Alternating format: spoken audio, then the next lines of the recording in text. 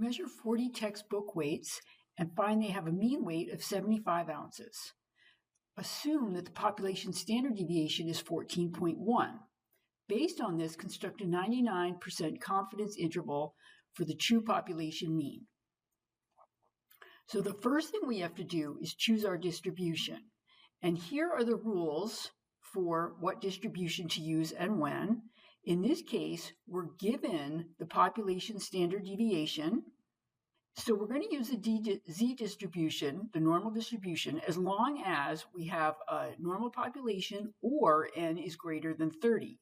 And in this case, N is 40, so we're good to go with the normal distribution. Let's write down all the information we're given, and then I'll show you how to use technology, how to solve this problem, and then I'll go back and do it a different way. So N is 40, that's the sample size.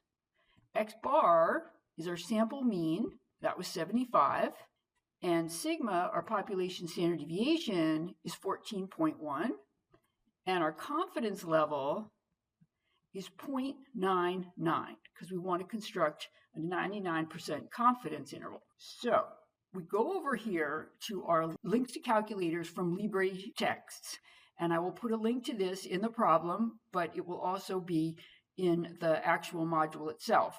This is what that page looks like, and we're going to pick confidence interval for mean with statistics.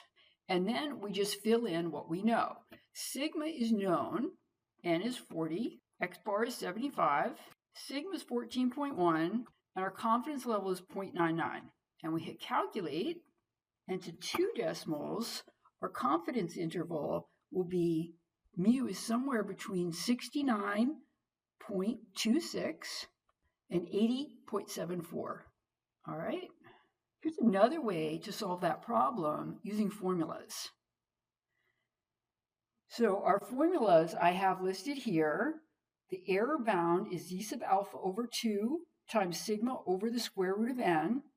And in this case, alpha is 1 minus the confidence level. So that's 0.01. So 0.01 divided by 2 is 0.005. Let's compute that error bound first. So what does that mean in terms of Z sub alpha over 2? If this is Z sub alpha over 2, then the area in this tail is 0.005, and the area in this tail is 1 minus that, which is 0.995. And so there are different ways to find Z sub alpha over 2. I'm going to show you using Desmos, because that's the way we're going to do it when we use the T distribution. We come over here, click on this calculator or the keypad at the bottom, choose functions. Let me move this over. Choose functions. Go down to distributions and click inverse CDF first. Then go back to functions and click on the distribution you want. And in this case, we want the normal distribution.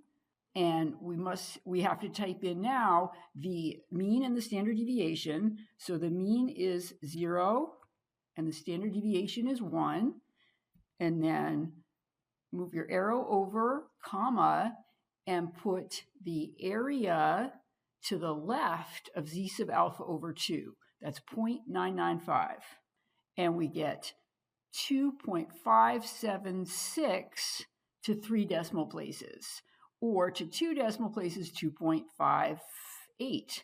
So I'm going to use 3 decimal places over here. I've got my error bound is Z sub alpha over 2, which is 2.576, and I multiply by sigma divided by the square root of 40, and I get 5.74. And the way I build my confidence interval is I subtract that number from X bar, 75, and then I add that number to X bar, 75. And I get the exact same confidence interval that I got before. I hope this was helpful.